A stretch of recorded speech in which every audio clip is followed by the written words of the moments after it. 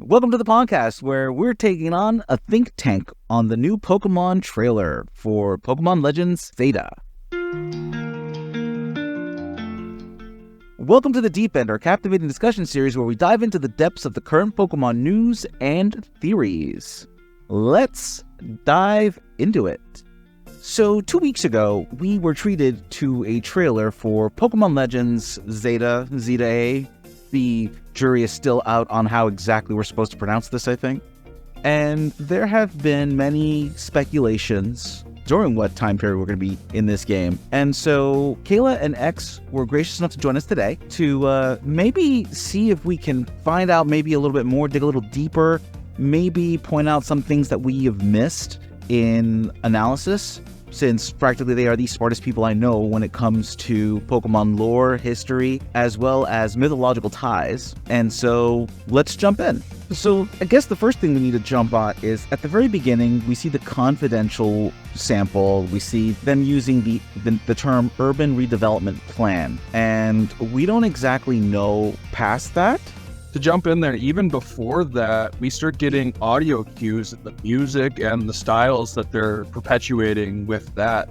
I'm not sure if it was meant to, but it almost gave, in like the first few notes, gave a very noir, jazzy sort of vibe until it picked back up where noir would have dipped out. Yeah, the music is definitely not futuristic at first. And even when you zoom in, because it zooms into the text very briefly, and you see that it's not printed on a modern device based on the way that the text is actually laid out. Like, because there's a quick spot in there where it zooms really close in, and you see that it's very likely printed on a printing press. So that's definitely hinting more toward past. Yeah, right. Symbol that we're seeing there, that is more than likely just to being like where we had the Galaxy Expedition team in PLA. This is probably going to be representing something possibly connected to Team Flare.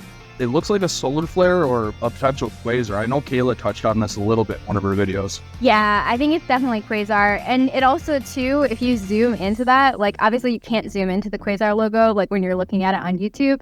But if you put it in your own, like, editing software and you zoom into the quasar logo, you can actually see that it has that same kind of texture as, like, the letters. So back then, it was, like, the beginning of using stamps as well. So it's very likely that the colorful things we're seeing on here were actually like stamped on. And like the red one is even not straight. So it seems like it was like hand applied. That's very interesting because I've noticed the ink bleeding, which would imply to like stamping or something like that, like you mentioned. But I haven't paid that much attention to, the confidential is like your stereotypical hand stamp, imagery. Same. There's actually something of note though for here, and that's actually the term urban redevelopment plan. It's something that was kind of coined back in the 1950s, 1940s for the U.S. Reconstruction. But there's something else that's kind of irking me on this. I mean, we could segue right into this. Urban redevelopment was also a term used back in the 1800s, going into the 1880s, when they were talking about the Haussmann renovations in Paris, which Cayla did the most concise and perfect video about that. If you haven't watched that and you really want the in-depth information, please go over to Cayla's channel, check that out, and then make sure to come back and check us out, because there's so much that she covers there that we're not going to be able to fit in here. Yeah, beat me to it. Oh, I wasn't going to let that info just not be part of this and so. But what's some of the thing that's bugging me on this one is that they're using tape on there now. I'm not entirely sure when tape was actually invented, but the fact that it's like silver, almost like duct tape, covering the front end of the image. The question then, though, is when is this person? When are we looking at this? Like, are we as the observer of this trailer looking at this from the perspective of somebody who knows the future? Or like, are we discovering this document in the future, but this document was written in the past? Do you know what I mean? Like, it's one of the things I do want to touch on at some point. The differences between PLA and PLZ, there's something odd with their choice of how they presented this information, and it has been rattling in my brain now for 2 weeks. It's driving me nuts. But there seems to be like a mix of old and new, and you see that as the progression of the video actually keeps going. So that gets really interesting, and they're not just focusing on either or it's very much about the transitions. So it's not like they're showing just the past and then all of a sudden the future. They're showing us an actual transition of, starting with the way that they're drawing up that blueprint, the old sketches, touching on what Cayla just mentioned. We could even be the ones that are drawing that for the perspective of the trailer. We don't know when that was. We don't know if that tape was put on there so that way we could pass the file more confidentiality, or if that was redacted in the future. But either, going back to my point, that's an old drafting style that they used for planning architecture originally. It was a fundamental thing. And then we see that transition into the blue line work that they're starting to do with CGI and CAD programming for digital drafting. So we're seeing not just the past and the future, but we're seeing it actually like morph into these things. What's interesting too is if our character is a faller, like in PLA, we might have knowledge, if they didn't lose all of their knowledge, because as PLA went on, the player character actually seems to regain some of the knowledge they had of their previous life. So it'll be interesting to see if we are a faller in Z-A, if we will regain knowledge of what Lumiose looks like in modern Lumiose as we play. And perhaps it could be presented to us similar to that blueprint. So, and I know you've touched base about the iconic drawings of the time period. And I did some looking because when I caught something here, you'll see on the lower right corner, they have a woman, and she's wearing a baseball cap. So I actually had to look up when were baseball caps actually invented, and it actually smacks it right around the 1860s for the modern round top baseball cap. There's also somebody in the middle there who looks like they're wearing an outfit similar to PLA.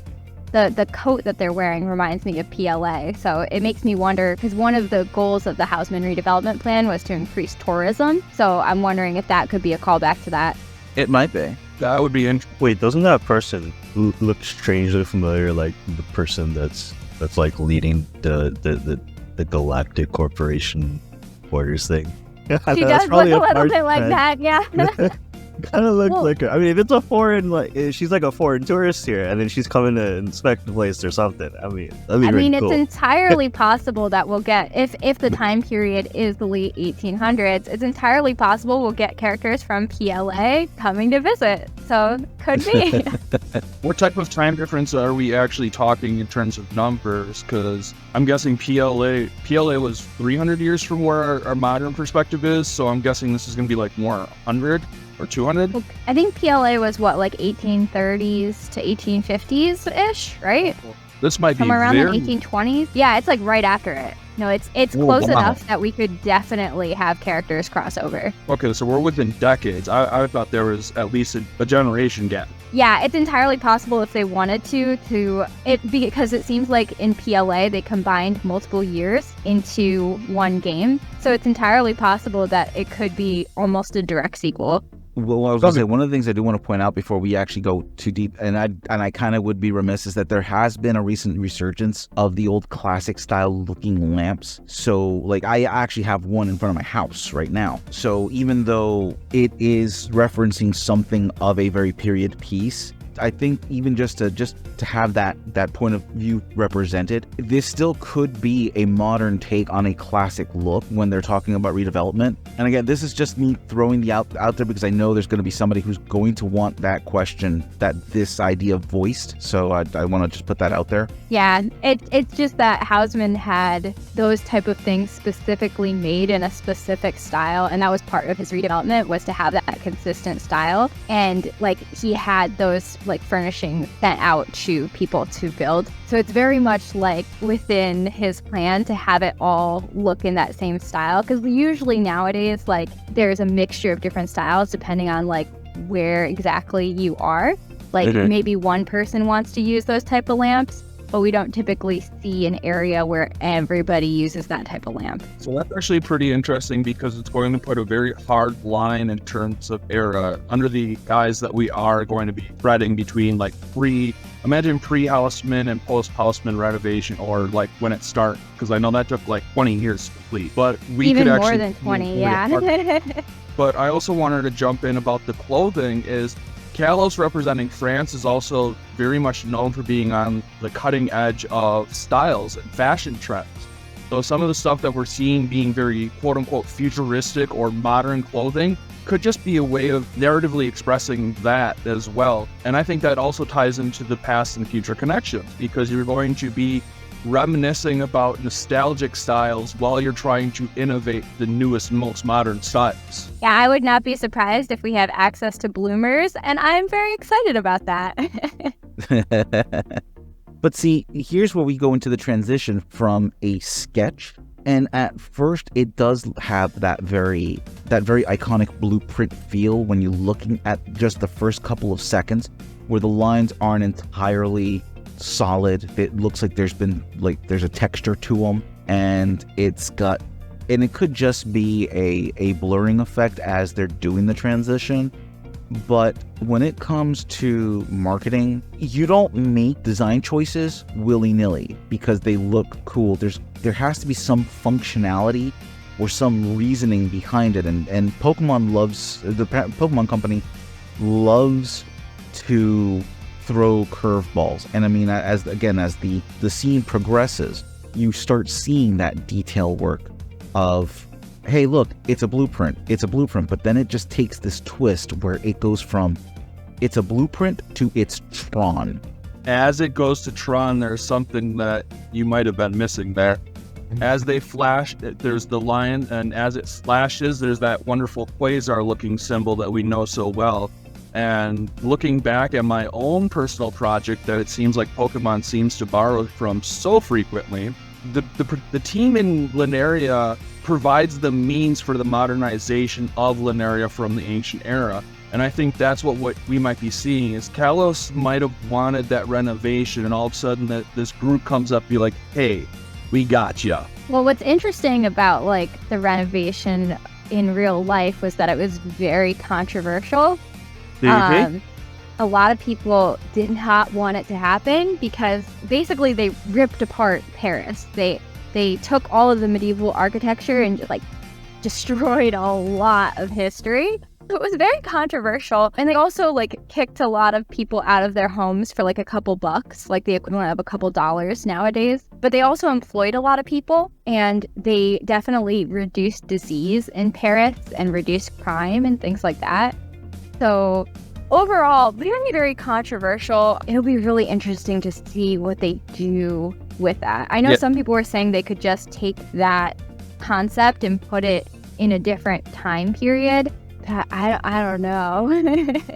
So one of the theories, I forgot who mentioned it, but credit to whoever had this idea, because we all operate as the champion spirit. But the idea that during the Houseman renovations, they really looked on the impoverished and the poor as being one of the main sources of a lot of the crime and disease and filth of the city.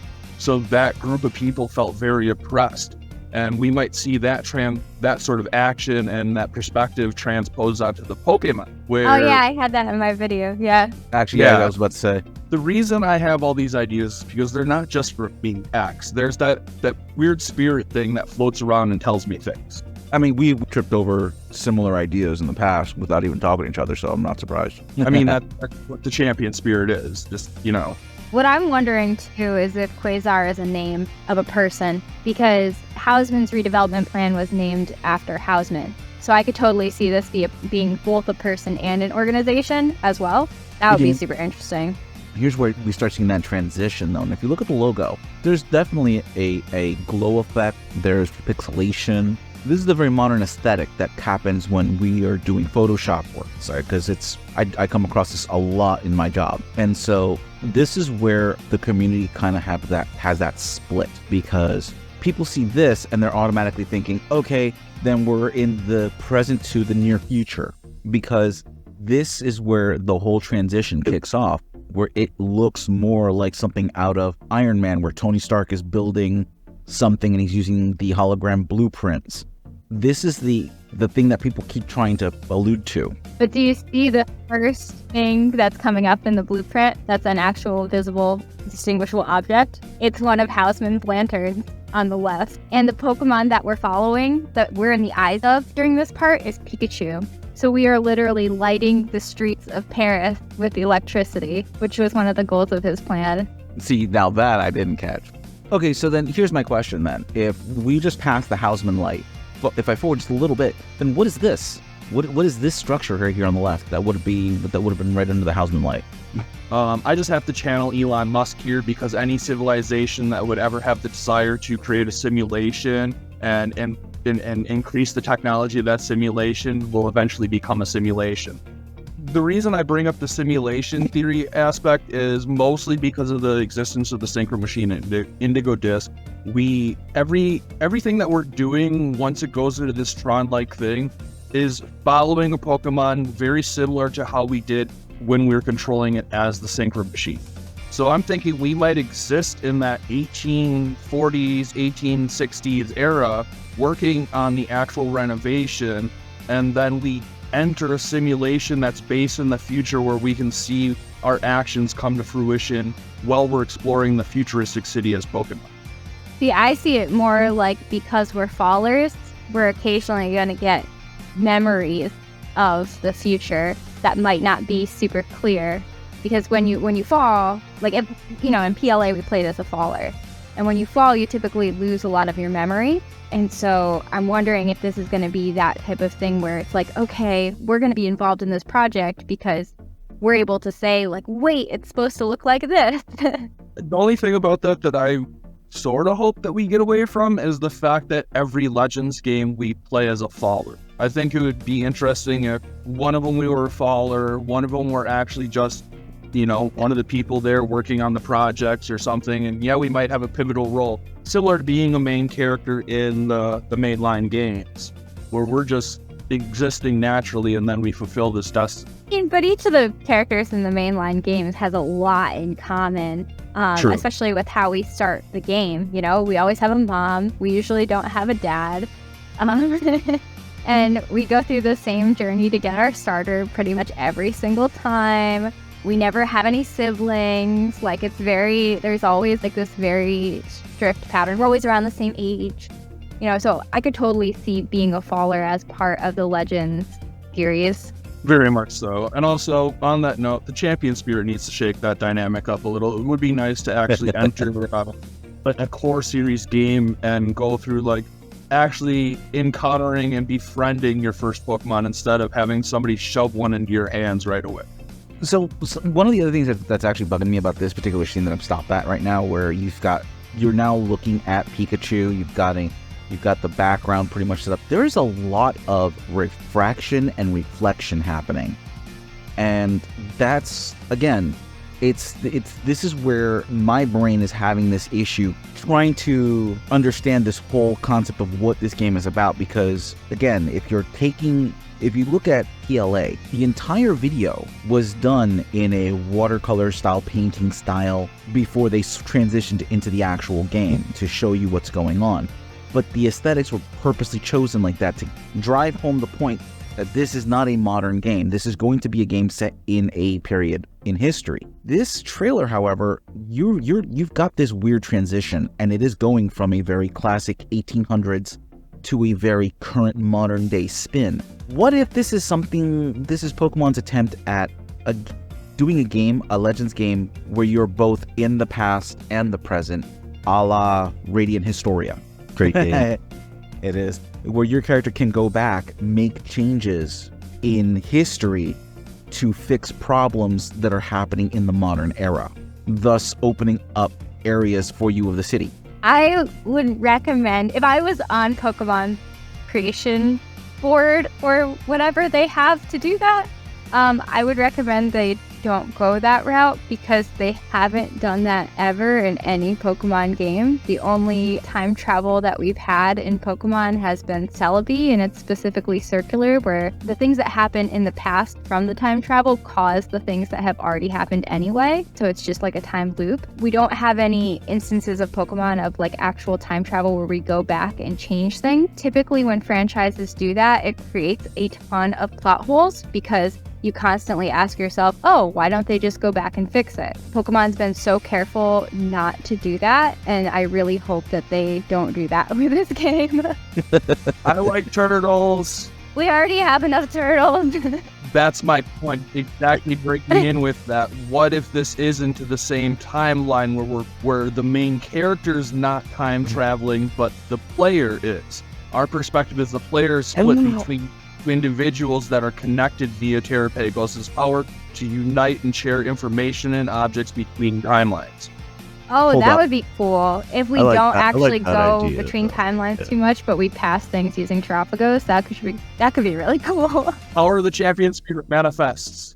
Can I add something real quick? I was thinking about it while you guys are talking about like the whole faller situation and stuff, but like, what if you, the player, as a faller, and we're talking about like seeing stuff in the perspective of like the Pikachu and everything. What if you fell and you had the synchro machine on you? Ooh, because kind of like you have your phone in Pokemon Legends Arceus. But in this case, you have the synchro machine instead, and then maybe that's why maybe there's that chance of us being able to possibly play as a Pokemon. Another thing for them to like give a hint. Oh, maybe this is why they're letting us play with the synchro machine.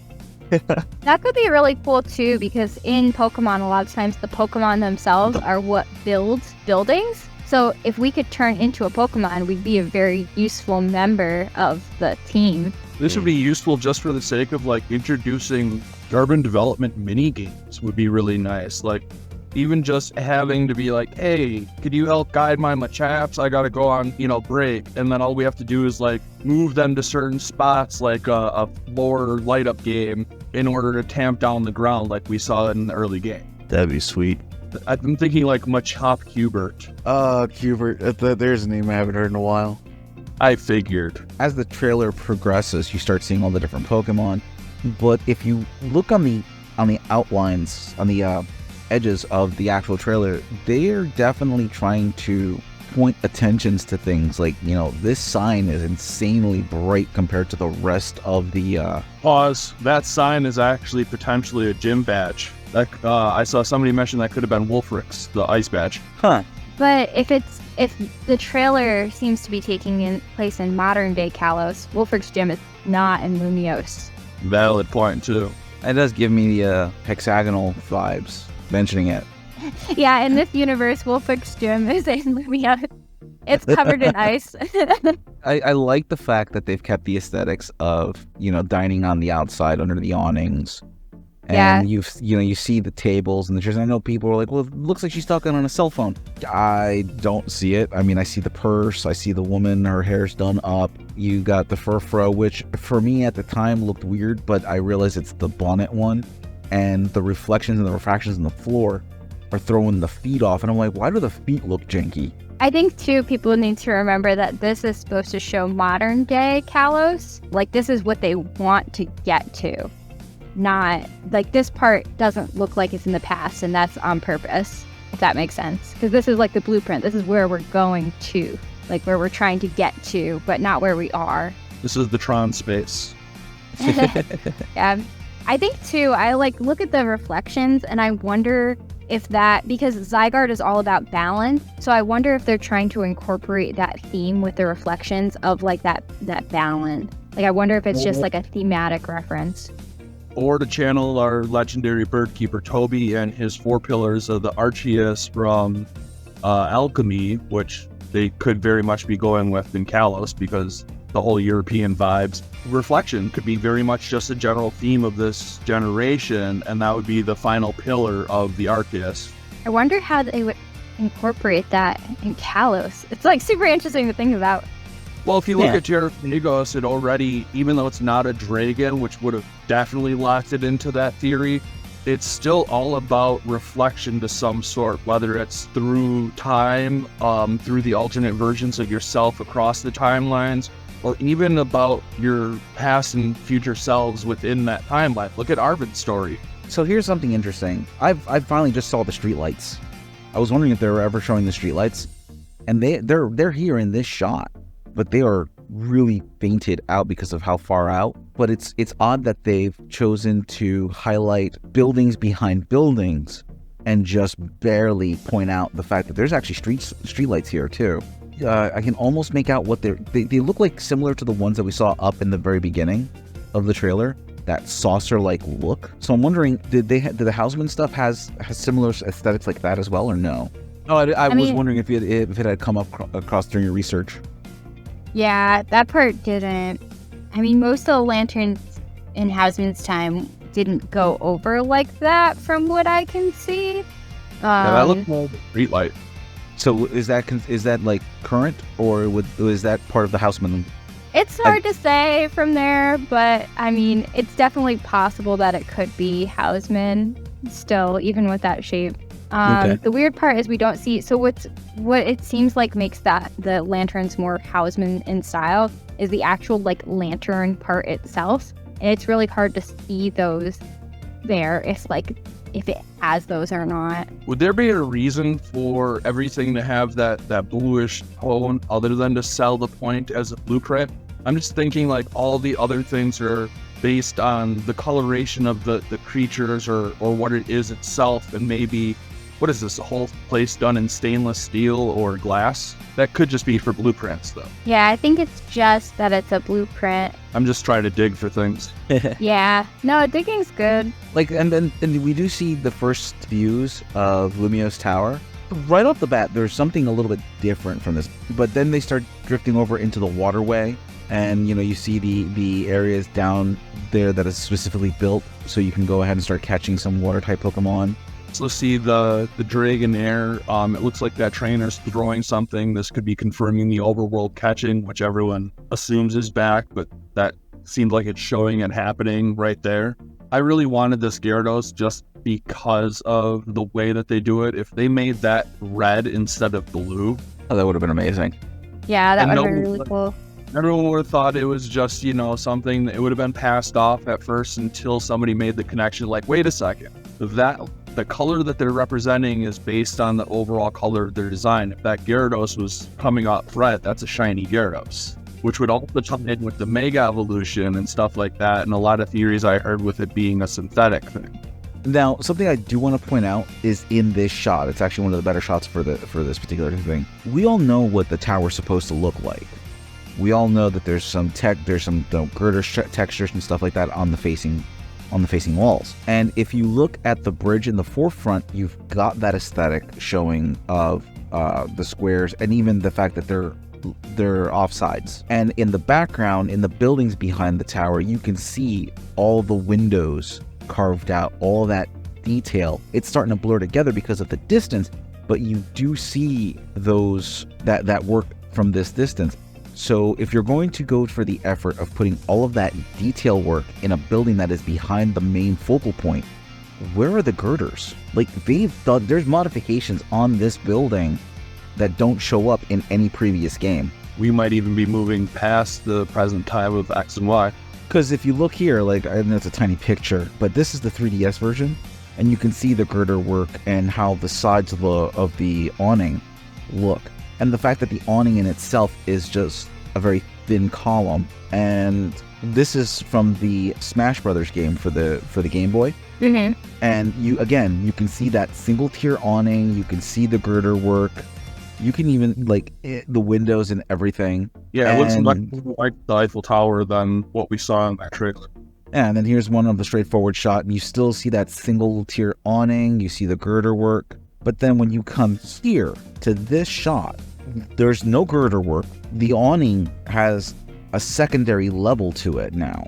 And again, all of that extra detail work for the buildings all around the city. But the main focal point doesn't have the windows set up there. The awnings are different. The girder work is missing. Like, why would you not put that detail work in there if you're doing it for the rest of the city? Because it's the weapon from the past. I don't know. I feel like it mostly looks the same, and it's just like minor details that are like slightly different. But like, we're also switching systems, so I think that like I will expect some things to be slightly different. Maybe it doesn't look good with the girders when they have it on a Switch. Like, I don't know. So I originally just wrote it off as, yeah, it's like them filling in details actually. So in order to make the design concepts work at this higher gradient of detail, they had to maybe cut away some other details that were more oversweeping in the design.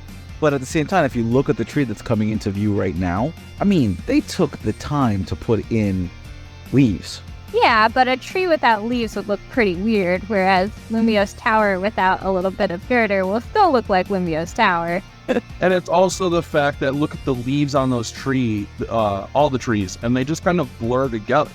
If you wanted that level of detail on the main focal point of the city where the entire facade is just a blur of vague lines and shadows overlapping, that could become too busy for that centerpiece, so you wanted to trim that back, and instead of, like in a lot of Pokemon designs, instead of drawing every fur fluff or feather, you just kind of put a shape that implies that that entire area has that texture. True, and that thought bubble did pop into my head.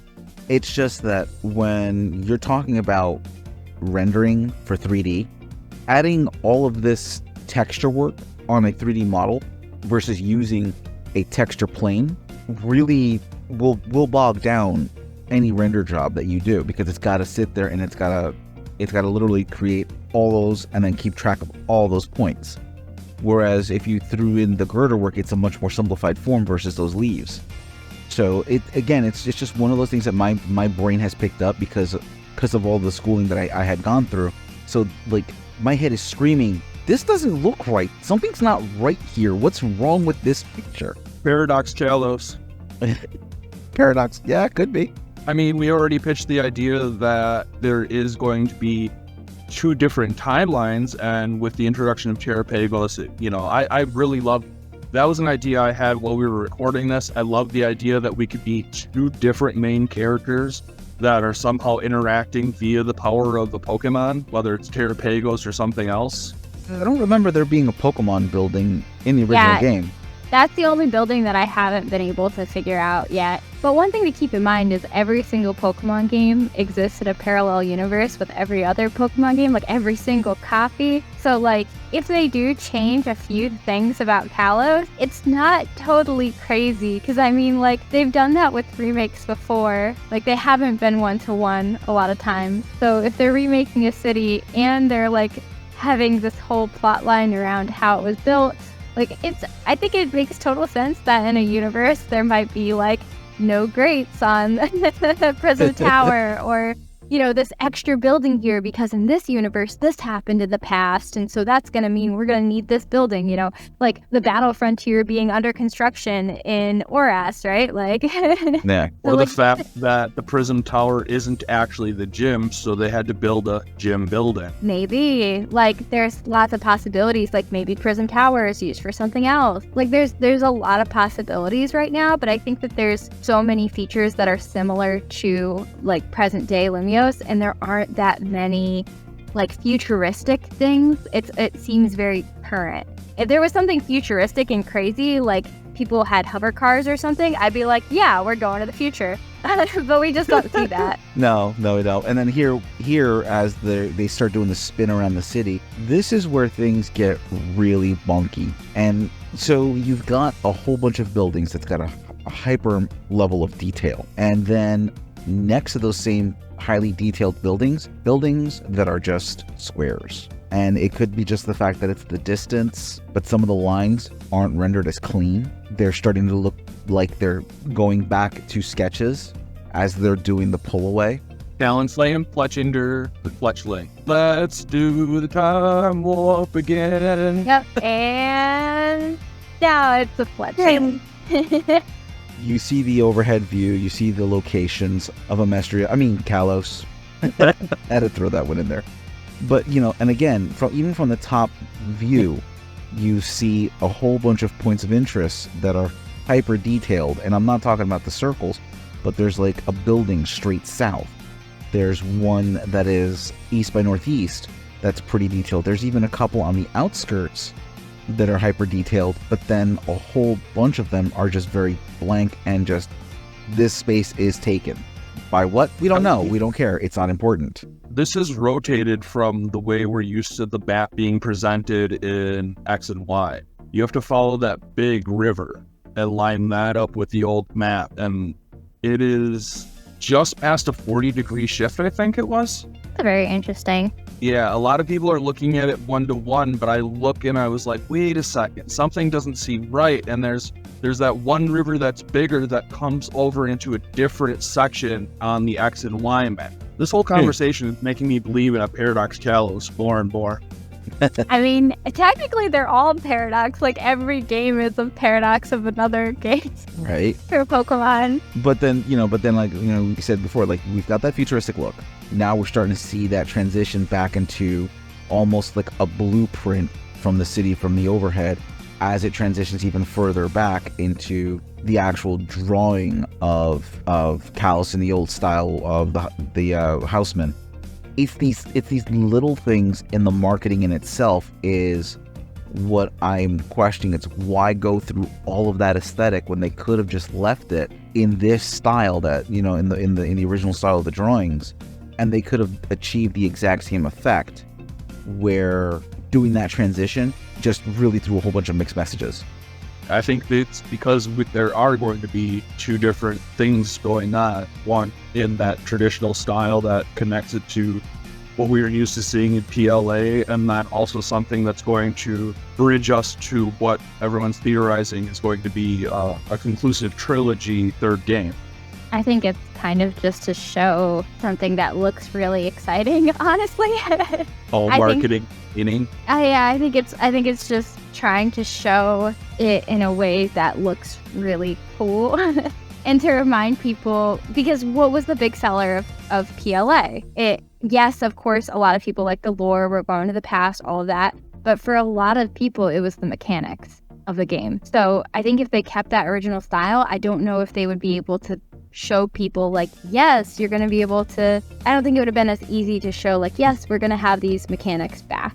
The pinkish color of the Pokemon logo actually matches the pink whitish color that all the people appeared in the Tron-like rendering, which is interesting to me. The way that the Z cuts on screen is very reminiscent of Zygarde's Thousand Arrows attack. Oh, it's 100% Zygarde. Like, I think everybody, I cannot imagine anybody not agreeing that we're going to get Zygarde. It's interesting how the attacks are the way that they decided to put it up there to me. Yeah, and plus, too, thematically, with, if we're talking about, Houseman's renovation of Paris, the theme of balance is so important because they're trying to balance technological innovation with also, valuing tradition, which is kind of a large part of what Legends Arceus was about. Well, you also hear it in the tones. As the Z comes on, it's a very hard, but then as that A comes into manifest, it's got almost a holy sort of tone compared to it. Well, there's something to point out, though, too. The Z and the dash come in exactly the same way. And that's, when you look at it, it's got that cellular buildup. It's Thousand Arrows and Core Enforcer. And then when you look at the A when it's presented, it's like a shadowy reveal, like almost something coming into light. And the coloring of the A is very different from the way they presented the Z. And during our live stream, someone mentioned, what if this is, if it in fact is a Zygarde, if this takes place, whether it's in the past or in the future, what if we're looking at an alternate Zygarde where instead of it being a ground dragon, it's a grass dragon instead? Because the A has that textured, leafy texture that's coming up from the bottom. And if this is focusing on Zygarde, what are the chances of this being a alternate Zygarde? So this also kind of ties into one of the theories that I pitched you right away is I don't think that's an A. I think that, much like a lot of titles in the Pokemon franchise, they're playing with the Greek alphabet. We're getting a Zeta and a Lambda, because Zeta would be hinting at the ability to manipulate or alter wavelength frequencies, where Lambda is a measurement of those frequencies. Yeah, I think right now it's really hard to figure out what the A is. I know some people have said that it looks like the ultimate weapon. That could be super interesting, especially with Zygarde looking like it's kind of climbing that. I totally just want like a King Kong moment where Zygarde is just like climbing all the buildings in the city. Like, if it's all gonna take place in the city, please let us have a big battle in the air with Zygarde. Like, how cool would that be? But yeah, other people think that the A might be a Pokemon, like a new Pokemon that we don't know about yet, and that's why it's not just Z. It's like Z and also this other legend that we don't know yet. I don't know. Like, it's definitely possible, but it's really hard to tell right now. I steer a lot harder into the fact that it represents the ultimate weapon than it does another Pokemon. Z-A was an experimental fusion reactor that they use zero-energy thermonuclear assembly in order to test nuclear fission. Also, the lambda is used to indicate the radioactive decay constant. And with the ultimate weapon being very parallel to the real-world atomic bomb, having anything to do with radiation measurements, decay, or anything really just screams that at me. That makes a lot of sense. Yeah, actually. It could be Zygarde like trying to stop the ultimate weapon from going off, and like we know as humans, like, oh no, what it's doing will actually set it off. Like, we have to stop it. Let's spin this a second. What if there's been a Pokemon hiding in Kalos this entire time? No one has seen it because of reasons. We know from lore that the ultimate weapon created the Megastones and the Keystones, right? Mm-hmm. What if it's altering evolution stones like that? What is to say that it didn't alter a Pokemon, that a Pokemon type survived? Kind of, I hate to say it, but we have potentially a Godzilla type of effect, and the fact that the Pokemon Company and Toho work very closely together. What if Zygarde, the reason we find him in a cave is because he's trying to keep whatever this other Pokemon has been in check? I don't know, because I feel like we already got the radiated Pokemon with Diancie, because Diancie is an irradiated Carbink. So I feel like that was the Pokemon that, if we have a Pokemon that was changed in that way, I feel like we already have one. Radiated Pokemon, and then we also saw the Kaijus happen with the G-Max. And then Draco and I already had the theory where a lot of the stuff going on in the hidden treasures of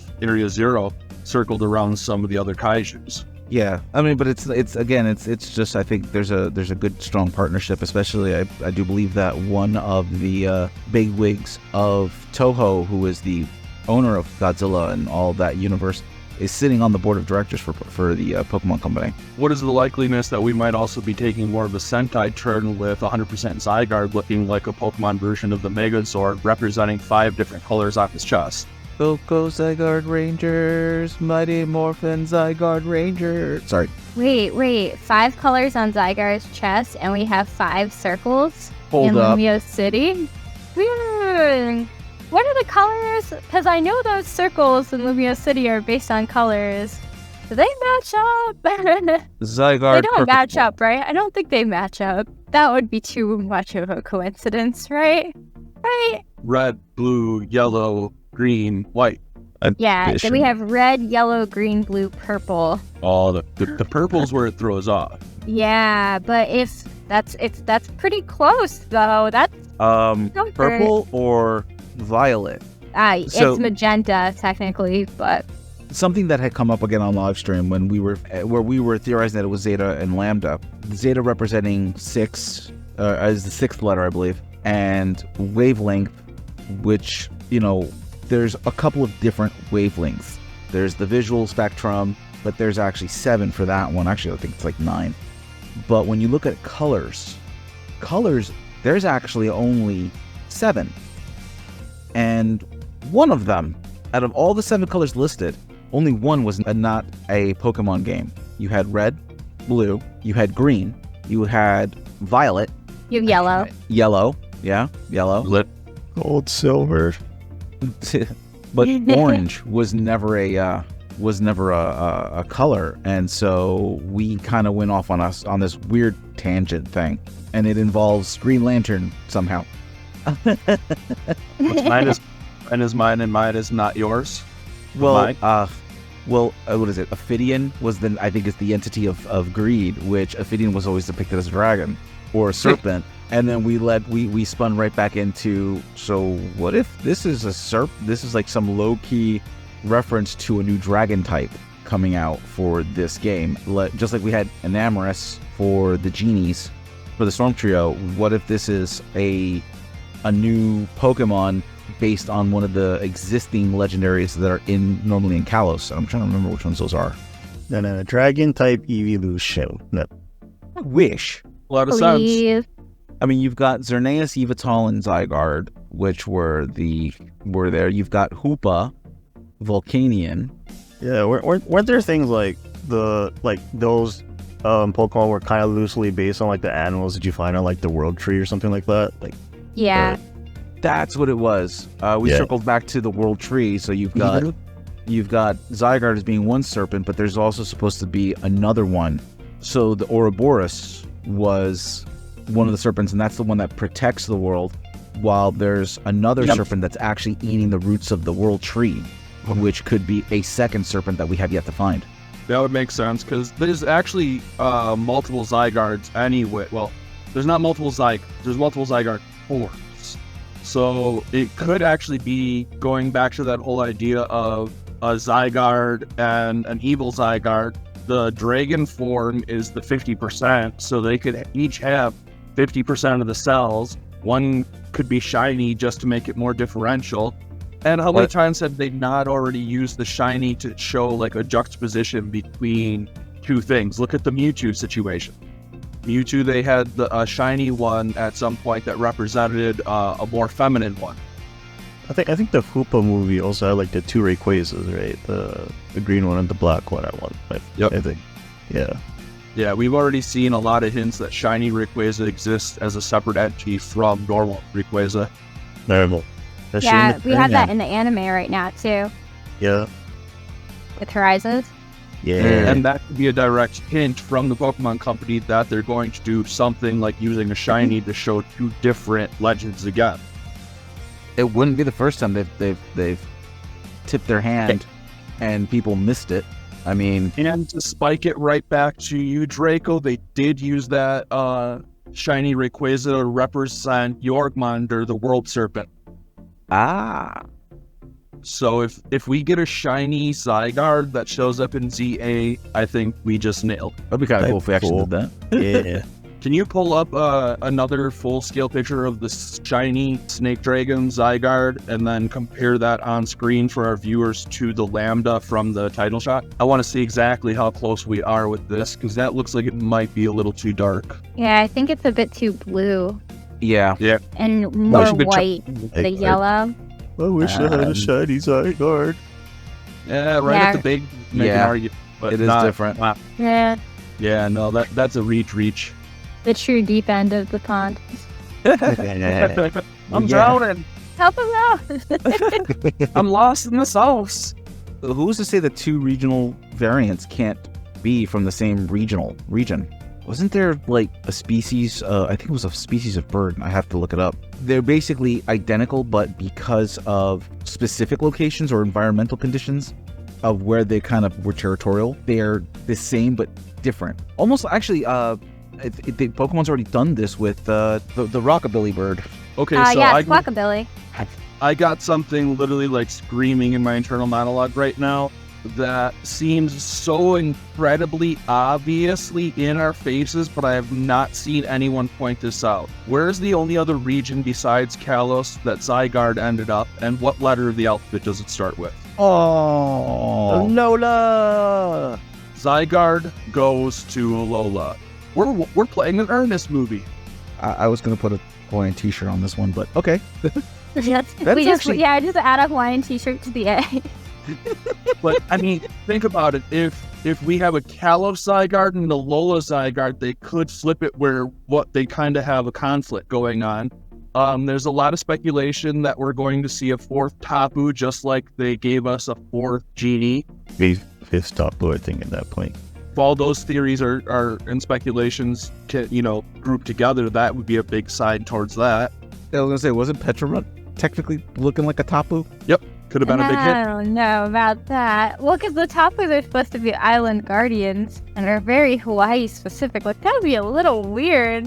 But Zygarde's a guardian, but not from an island. And look at an Amorous. I mean, it doesn't really fit the theme for the Storm Trio. No, a weird wop storm. Yeah, I think it's A only storm of love. A storm It is of battlefield. Love is a battlefield. It's A a, storm Love of is a feelings. battlefield. It's like if that happening had been during Valentine's Day. But I mean, it's not it's a reach. Don't get me wrong, it is a reach. But that's kind of what this is about. Is literally just discussing, tossing out ideas, seeing what might stick. And yeah, who's to say that that's not supposed to represent the Lola for all we know?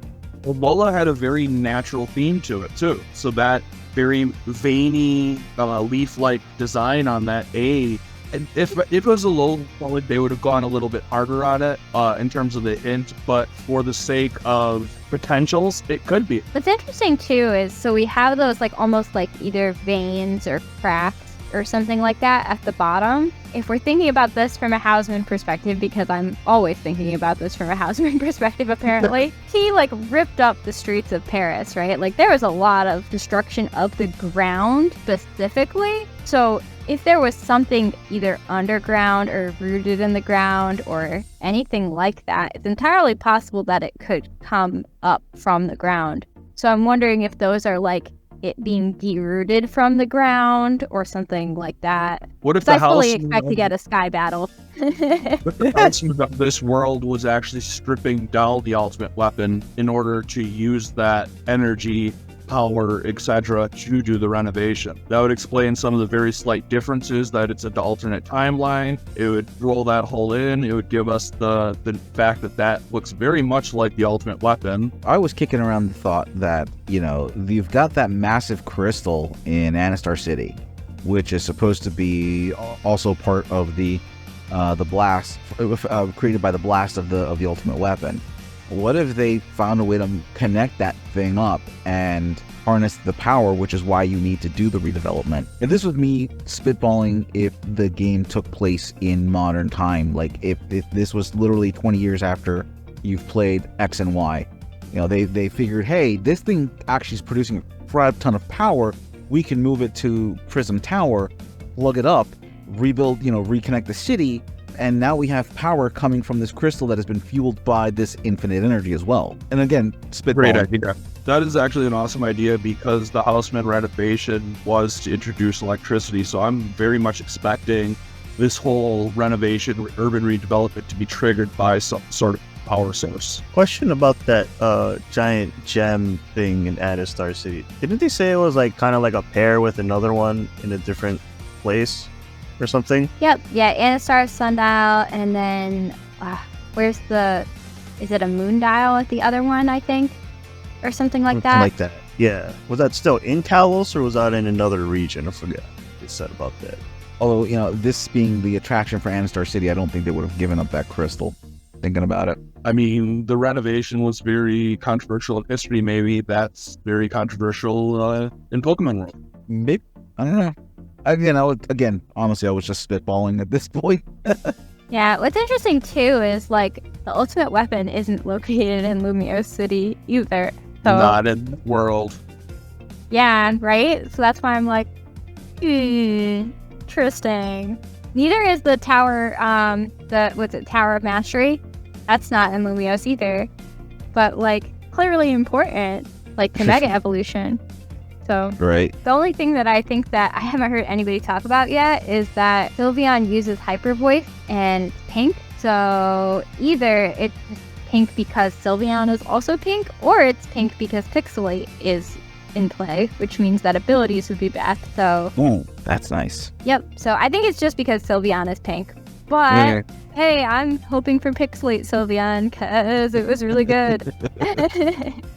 I think it'd be awesome to have abilities back, and then have the Mega Stones just be key items, very much to Arceus plates in PLA.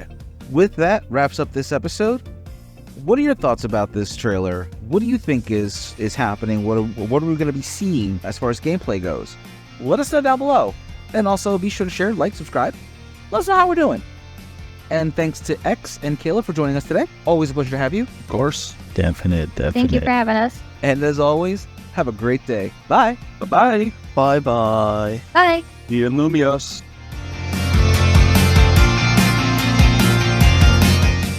But I don't want to wear the pirate shirt. Hey. I Okay, like the pirate Seinfeld. shirt. Look to the cookie.